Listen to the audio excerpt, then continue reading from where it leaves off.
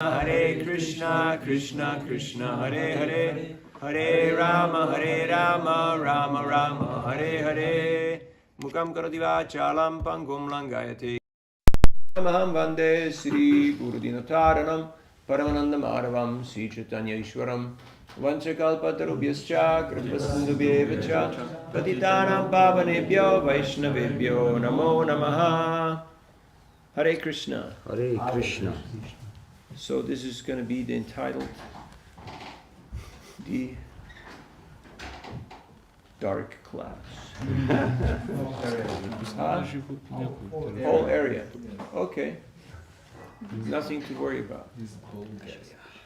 So here, in the 5th chapter, Krishna, the Supreme Personality of Godhead, has explained to his dear friend and devotee, Arjuna, Karma Yoga, or action in Krishna consciousness. Karma means action, but yoga means to connect one's actions with the Lord. And that is action in Krishna consciousness. Everyone has to act, because Krishna says in the Gita, if I would stop working, all the world would go to ruin. So you have to stay busy. But not just busy for the sake of being busy, you have to stay busy for Krishna. Otherwise, what's the point? Sometimes we confuse efficiency with effectiveness. Do you know the difference between the two? Efficiency things, we're doing a lot of stuff. We're very busy. We're running around. We're really, spinning our wheels. We have long to-do lists, and we're taking care of business. We're doing so many tasks. But we never ask ourselves, what's the point? Am I going anywhere? Is there actually a point to this? Is there a goal to be achieved besides just getting stuff done? What is the real purpose of the human form of life? Why am I here? Who am I working for? So that question is not asked in efficiency, because there it's just how to optimize. Less expenditure, more profit. But what's the point? Why bother? That's why a lot of people, even though they're very efficient, they're not very effective. Effect means, what is the effect? What is the impact? What actually gets achieved? At some point you realize that just working for the sake of working is not where it's at. Because if you don't see a meaning, if you don't see a purpose, then why would you continue working? And thus a lot of people quit their jobs, they drop out of school, they just sign off because they don't see the point, they don't see the meaning. So, therefore, action in Krishna consciousness is the solution, where sometimes you may not be that efficient. Just like today. Today was a day off. It's called Blue Monday. Have you heard of Blue Monday? Because weekends tend to be pretty hectic in the Hare Krishna movement. Have you noticed how weekends can be kind of hectic in the Hare Krishna movement? So sometimes you need a break. And Monday is a good day for that, because no one can be on the go 7 days, 24/7. It just doesn't work like that. So either you can build in some balance, some recreation during the week, or you have to take a day off sometime, and that sometime oftentimes could be Monday. Now if you're working a job, it's different. It's Monday through Friday, or Monday through Saturday. So Sunday is your day off. So you have a different cycle, you have a different rhythm. But there has to be some balance. Yukta hara viharasya, yukta swapnasya chetasu, yukta swapna vabodasya, yogo bhavati dukkha. If you are yukta, or balanced, equipoised, and you understand what is the real meaning of action, then you can actually minimize most of the sufferings of this world. How about that? Does that sound okay to you? Sounds pretty nice, right? You can get free from most of the pains and troubles of this world just by following this one verse of the Bhagavad Gita. That's already worth the price of the admission to this class. So, but most people don't know. They have no clue about this. Does they think, no, I need to do more. More work, more stuff, but it doesn't mean that you're really more effective. I have a friend, he runs a few companies. He told me last year we had $164 million turnover. But he said it's not enough because the profit margin is too small. Expenditures are too high. And so we're not really going anywhere. I said, 164 million? Something must be wrong here, you know? So they're very efficient, but they're not effective. Because the bottom line is, how much profit have you made in your business? There may be someone who has got just a mom and pop store, or, you know, our Serbian friend here on the corner selling whatever it is that they're selling. But it's just one person working, low overhead, low investment, low risk. And they're making more profit sometimes than big companies. So, success is defined by the way we define success. How do you define your success? What is success for you? Breakfast, lunch, and dinner? Or breakfast and lunch and no dinner? Getting through the day, getting through the week, getting through the year, getting through life? What is our yardstick, our measurement of success? Well, Krishna is giving us his yardstick, and that's the one we should subscribe to. Because we know that in this world of names, all the toys go back on the shelf. No matter how many cars, companies, houses, how much jewelry, how much money in the bank, how many people you know or think you know. If you want to really get to know people, ask them for money. You'll get to know them. You know the saying? If you ask for money, you get advice. And if you ask for advice, you get money. So, just, you know, as a side, there's value-added benefit to coming to Bhagavad Gita class. You do get a few life skills and a few pointers in how to navigate better in this world. So if you were to be in want of money, ask people for advice. And they will give you good advice. They will tell you, you should go and work hard. You should get a job, pay back all your debts, and then you'll actually be going somewhere. But people who are just thinking, oh yeah, I should go play the lottery. Yeah, the lottery is the tax for the stupid people. Anyone who knows probability theory, you don't have to be a PhD in mathematics, knows that the house always wins and you always lose. Did you get that? Yeah. Did you register that? Mm-hmm. Okay. That saves you just about, you know, wasting a lot of money. Have you seen all the gambling advertisements here in Bulgaria? All the casinos?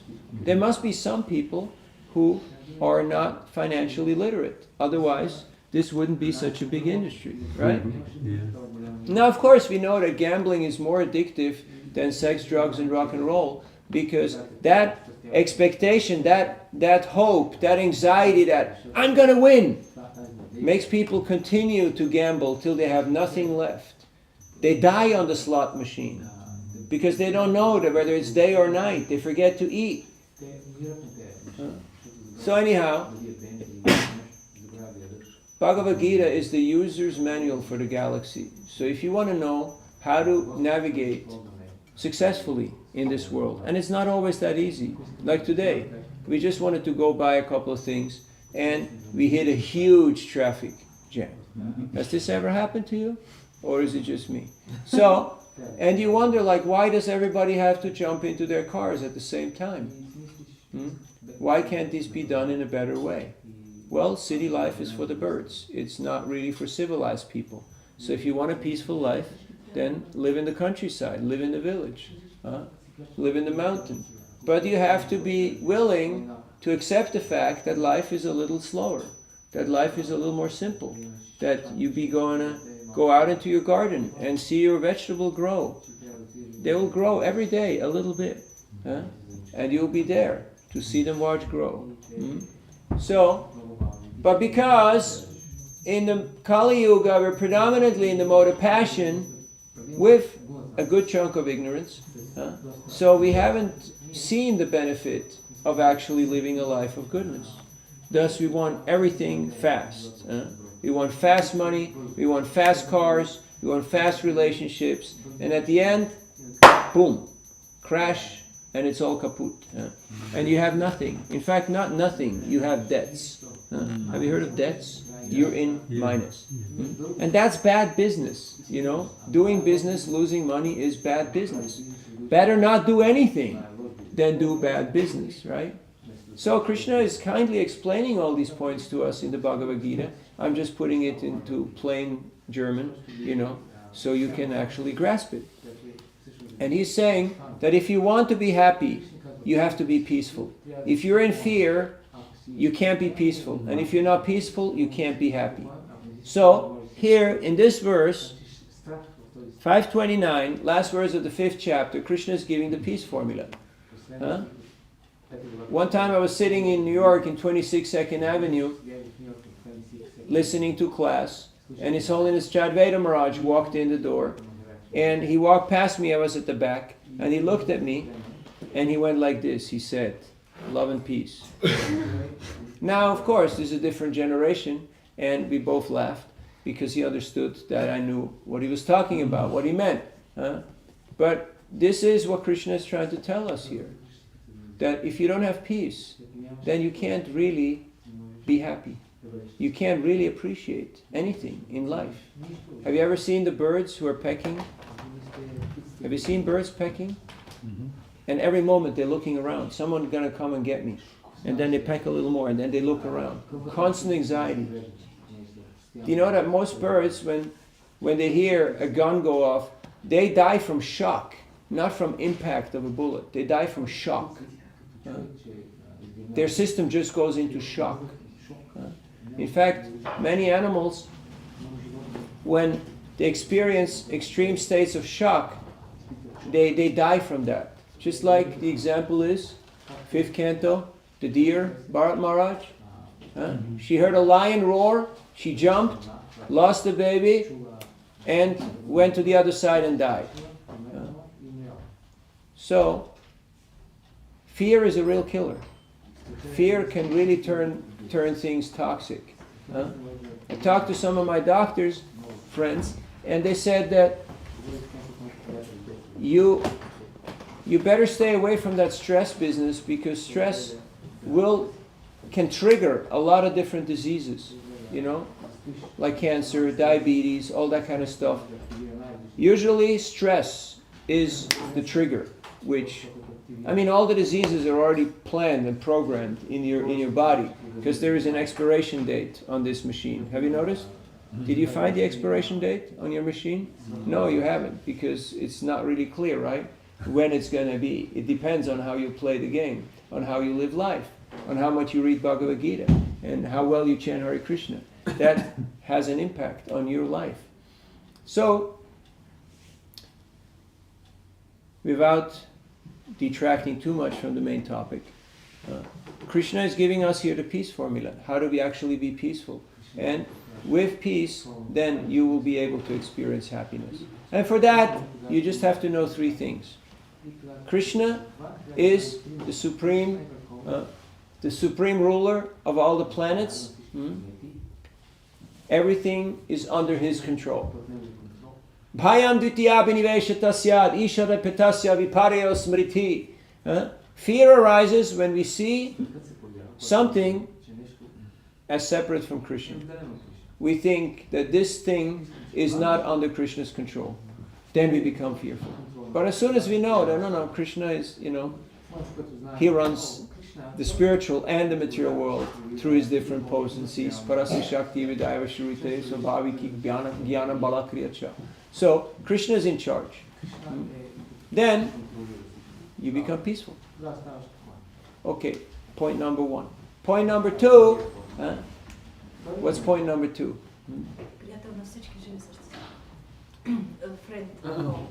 No, we're not there yet. That's point number 3. Krishna is the proprietor, and thus, he's also the enjoyer. I don't have to be the enjoyer. I don't have to be hilariously enjoying myself every moment of the day and posting pictures and telling the world how much I'm having a good time. I can just... No need. Yeah, that's better. I can just do what I have to do. And I don't have to impress. I don't have to show off. I don't have to take pictures of anything. I can just mind my own service or my own work. And I'll do that for Krishna. Because Krishna, He is the supreme enjoyer. Have you noticed how stressful life becomes if you're trying to enjoy? Have you noticed? Yeah. Just thinking about making plans of how to enjoy gives you stress. Huh? You remember when you were teenagers, you meet your friends? Where are we going to go today? You remember that question? Yes. Huh? Where are we going to go? Oh, I don't know. What are we going to do? Oh, I don't know. Huh? It's a big question, right? Then you grow a little older, then it's more like, okay, where do we go for vacation? What are we going to wear to this occasion? What are we going to eat? And all that kind of stuff.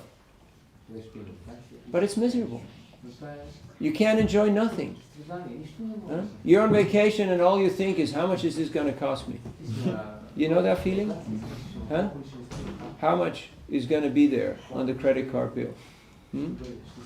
So, Krishna says, no, I'm the enjoyer. So, give it to me. Krishna says very mercifully, give it to me, offer it to me. And even though, materially speaking, it doesn't make any sense, because spiritual mathematics is 1 minus 1 is 1, and 1 plus 1 is 1. There's a lot of troop movement here. We just wait till our troops have settled down. Om Purnamadak Purnamidam Purnat Purnamudachate Purnasya Purnamadaya Purnameva Vashishyate. This is Ishopanishad. If you understand that shloka and the next one, Ishavasyamidam Sarvam Yatkincha Jagatyam Chagat Kena Tyaktena Bunjita Magridaha Kasasviddanam. Then you're good. You learn these 2 verses of the Ishopanishad. Can you do that? Yeah! Haribol! Yeah, we're going to do that.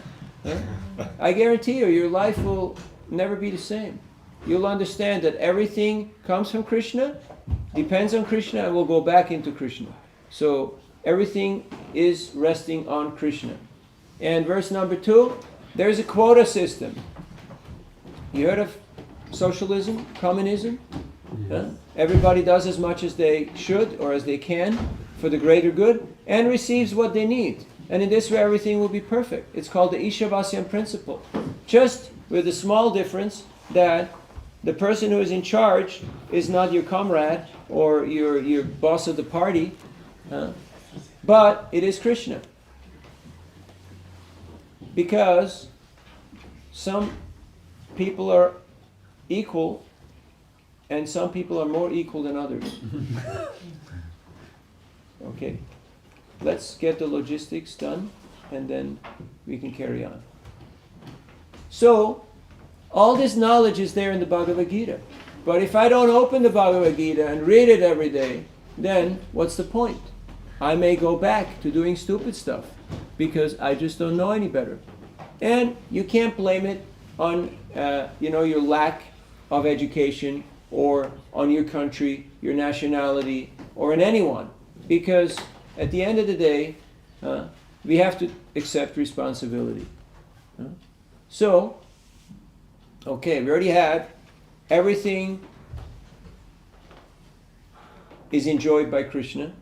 And the first one, Krishna is the controller. Everything is under his control. So it's all good. Don't worry.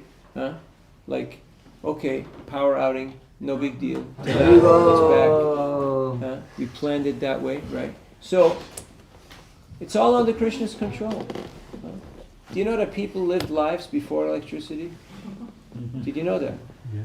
They built churches. They built, the Great Wall of China. They did a whole bunch of stuff without electricity. Can you believe it? They wrote books. They opened universities. They had kids. They went to war without electricity.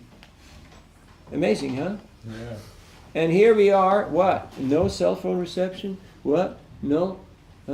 No, yeah, it's possible to live life. Believe it or not. And then number 3, Krishna is Suhrit. What does that mean? Su means you, Hrit, heart. So that means Krishna has your heart, your true welfare. at heart. That's Krishna's interest. He's your best friend. Huh? Not, who cares how many people like you or don't like you or know you? Huh? Just make sure your relationship with Krishna is very strong. And I'll guarantee you, people will want to know, why are you who you are and the way you are? Why are you detached? Why are you not like everyone else? Egomaniacs, possessive, manipulative. Because a devotee can truly be detached because he knows Krishna is there for me. Krishna is good. Krishna got me. I just read 7th canto. Prahlad Maharaj, his dad wanted to kill him because he was really upset that his son was siding with the enemy. And he really tripped. He really started freaking out because nothing worked. He tried to re-educate him. He tried to coerce him. He tried to threaten him and have him killed. Nothing worked. So he realized that this little 5-year-old boy is probably going to be the cause of my death. So he was ready to kill his own son. You have to be pretty gone, to have that type of mentality, that type of attitude. But Prahlad, he was peaceful. He was not fazed by all this because he knew that my Lord is here. My Lord is here. Not just in the pillar, he's everywhere.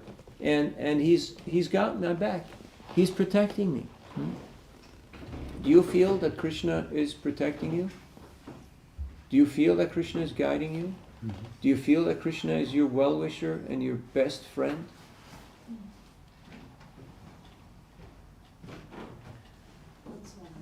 Note, message to self. Room for improvement.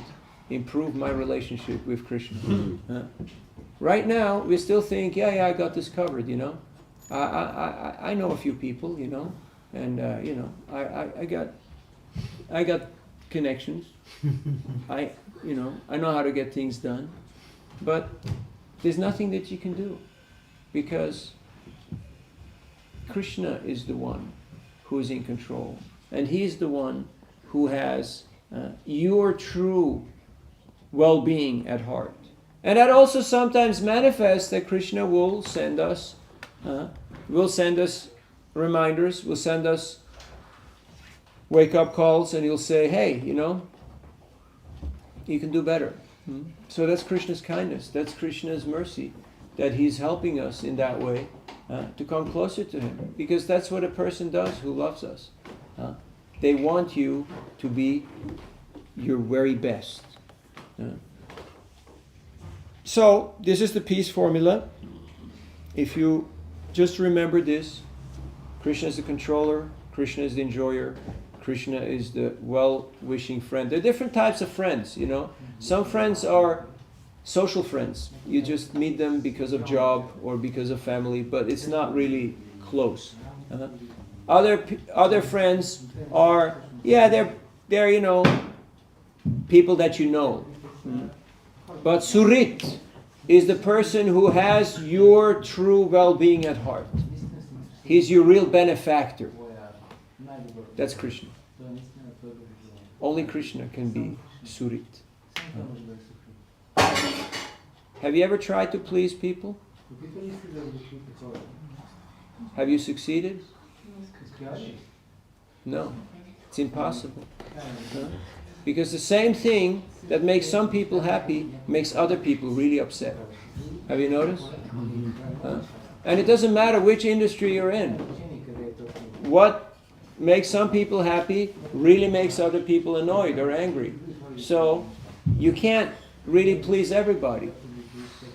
But if you please Krishna, Yato taror mula nisechanena tripyanti tatskanda bujo prashaka prano paharat shayatendriyanam tataiva sarvaranama chucheja. Just like watering the root of the tree, the leaves, branches, fruits, and flowers become nourished. Giving food to the stomach nourishes all parts of the body automatically. In a similar way, if we give our love, our affection to Krishna, who is the source of all existence, will please not only us, but will please everybody. So, let's do something daring. And you want to do something daring? Like those of you who like to gamble. This is what you should gamble on. You should put everything on 108 black. That means Krishna. Huh? Lucky there's no 108, right, in the casino. So, you put everything on Krishna, and you know Krishna has gotten. That doesn't mean you do dangerous, illegal, or outrageously stupid things. But it means that I have full faith. Shraddha Shabde Vishwas Kohe Sudrida Nischoy Krishna Bhakti Koila Sarva Karma Krita Hoy. That, what does it mean? What we just said now. Krishna's got your back. You have firm faith in this. Not just, oh yeah, Krishna is nice on Saturday because, there's some food. But on Sunday, I'm with the church guys, and on Monday, I'm with the soccer guys, and on Tuesday, the list goes on. And we just choose according to venue and menu, we choose. No. Just like the devotees asked Lord Chaitanya, when will Mukunda get your mercy? Mahaprabhu said, in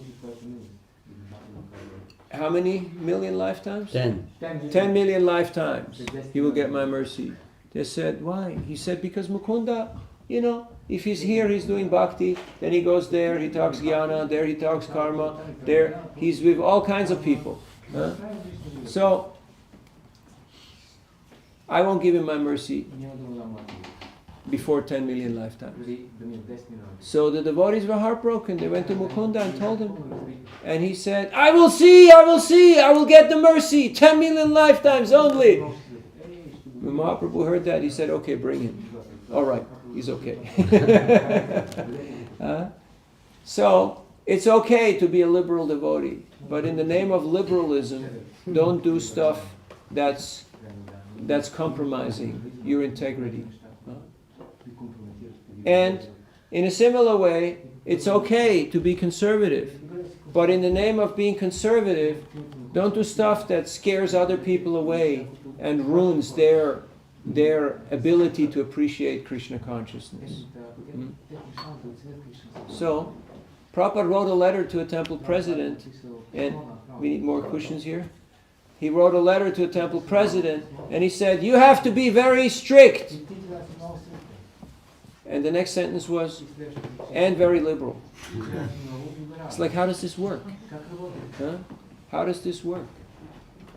This is called Achintya Veda Veda Tattva. This all Achintya Kaloye Bhava Tangstarkena Nayojayet. All seeming contradictions are reconciled in the amazing nature of Krishna. Just like the spiritual master, he tells the men, you should all stay brahmachari. And he tells the women, you should all get married. Now how does it work out? The men don't listen. That's how it works. So, humor aside, this is Krishna's words of wisdom, teaching us how to live a happy life. Krishna is concerned about our well-being. He's concerned that we're happy. You might say, hey, who am I? Like, I'm just, a little speck. Like this universe is a speck, and I'm one little jiva in this universe. How come Krishna cares so much about me? That he comes and he gives us this wisdom, and he sends teachers, and he sends friends, and he sends mentors. But still, we're dog stubborn. No, I don't want to. And my one lady in Varna, I wanted to give her a book, and she said, I'm free. And I'm like, come on, take it, come on, take it. No, I'm free. And I'm like, you're a prisoner of your mind, like snap out of it, like, are you allowed to read? I'm free. I'm like, you're possessed, man, like, drop the act.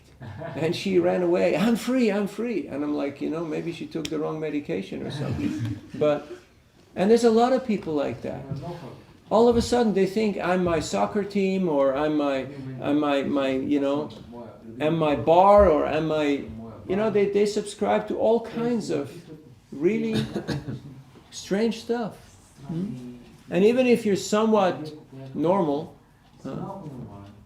then you're still not going anywhere, because unless we have transcendental knowledge, everything is red, blue, and yellow. Everything is a mixture of Trigunamai. You take these three primary colors, you get 8,400,000 species, you get all the different scenarios that can play out within this world. Oh, you're concerned that you have to look into your trauma and your past. Let's do some regression. How far? How many lifetimes? 8,400,000? Good luck. Thanks Krishna, he has granted us forgetfulness. Because if you would have to remember our life as a microbe, our life as a cockroach, our life as... You go crazy, you go nuts, it doesn't work. Can't handle it.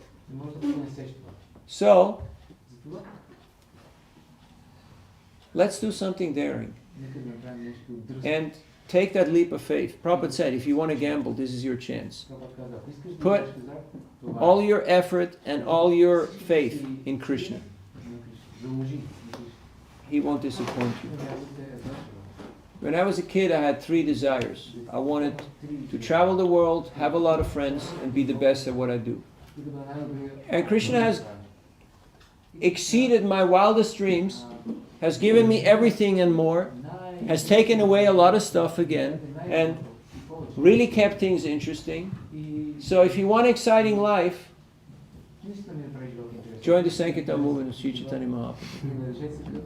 But if you want to play it safe and you want to have a humdrum, boring life, then don't go on Sankirtan. Don't go down to the Jamuna and see that blue boy who is playing his flute, because he may steal your mind and you may not get it back. So, this was just a warm-up. Are you ready? Are you ready for the class? Yeah. Now I know Tulsi was born ready because he's a wrestler. But for the rest of us, we have a little bit of time for questions, comments, and reflections. It was a really wonderful week here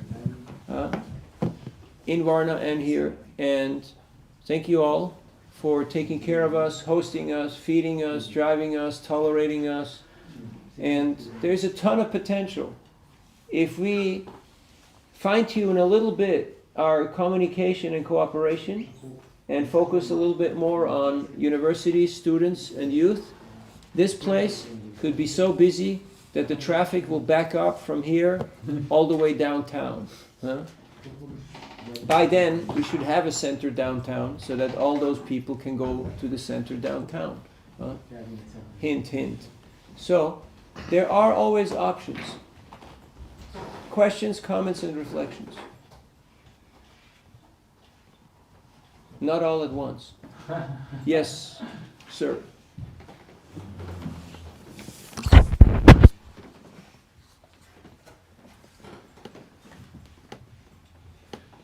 I realized that logical understanding of all these things is not enough, not at all. At least for me, I don't know for others. Like it can get me inspired to do something for Krishna for I don't know, few hours, and yeah, what can you say about that when we don't have taste and the logical understanding of this is the best thing you can do is not enough? What can you do? Thank you for your honesty. There's first class intelligence, second class, third class, and 10th class. And then there's Dandavat class. So first class intelligence is you understand the mission of Guru and Gauranga without being told. You know what to do and you go and you do it. Second class is you've been told and you go and you do it. Third class is you've been told and you may make mistakes, but you try. 10th class is you've been told and you use your own intelligence to prove that no, this is not what we should be doing. What you're saying is wrong. We should do different things. And Dandavat class is you do everything wrong, but you always pay your dandavats. And Prabhupada said, those, they can also get the mercy. He said, my disciples, they may do everything wrong, but they always pay their obeisances. So, that that is a special category. But humor aside, getting back to your question, we have to fortify our intelligence so that we can remember some of these things. Prabhupada said to remember means to write it down. Are you keeping a journal? Yes. Yeah, so write it down, not on your phone, but with pen and paper. Write it down. The good, the bad, and the ugly. So you remember the next day, no, this wasn't a good option. It didn't work yesterday, so I shouldn't do this. It's like on Sankirtan. You go out and you distribute books, and then you try certain things, like trying to convert a fanatical Christian. Have you ever tried? Yes. Yes, Haribo. They also tried to convert us. So you do 10 of those, and then you cross it out, and you say, not a mas, no more. This category ceases to exist. Sorry, this product is not in the store anymore. No. The next time you see a guy screaming and yelling at kids and waving his scripture, you don't go and talk to him. Because there's only one way how to deal with fanatics, and that is, don't. Don't. Just avoid them. Huh? Then you had your fair share of those two young and two beautiful girls that just stand there and go, oh, you're a monk, huh? Yeah. And then, oh no. Okay, so, okay, 10, done. All right, done. Okay, next. It's okay to make mistakes, but don't make the same mistake over and over and over and over. Otherwise it becomes a little bit old, a little bit demeaning. So the intelligence has to become fortified, has to become trained. And how does that happen? Through regular study. Are you reading Prabhupada's books every day? No. Do you have a plan for reading? That's why it's not happening. Like, I have a plan to eat my 2 meals a day. And believe it or not, so far I've been pretty consistent. I've been pretty good at it. Very rarely my plan gets foiled. And I have a plan for reading. And believe it or not, it happens. Come hell or high water, I will stick my nose into this book. Because I know if I'm not taking the medicine, I may turn into a werewolf. I may turn into something different. And that's not what I want to be. I know I can be better than that. We have to fortify our intelligence so that when the emotions go high and stuff starts going sideways, that your intelligence kicks in and says, whoa, step back, disengage. This is not where you want to be. This is not how it's going. Otherwise, you can pick a fight any moment. You can walk out on the street and tell the guy, hey, what you looking at? Okay, let's take it out, And I've seen people like that, but it's not how you want to be, right? You want to be in a different zone. You want to be in a different mindset. Then good association. If you're the smartest person in the room, you're in the wrong room. Now, you may be surrounded by a lot of wise people, but if we are not really connecting in the right way and emulating the right kind of examples, then we're not going anywhere. We're mainly running manoratena satadavato bahi. We're running on the chariot of the mind. Where is that chariot of the mind going? Nowhere. Have you heard of the destination called nowhere? Huh? Yeah. If you don't know where you're going, any road will take you there. Because you have no clue. Right now, most people, they're very busy, but they're not going anywhere. Why? Because they have confused efficiency with effectiveness. They don't really know where they're going. That's why any road will take them wherever they want to go, but not where they should be going with their lives. So, get a journal, have a plan, have people who you trust who will supervise you, and work hard. Work hard. Pay your dues, pay your debts, and you will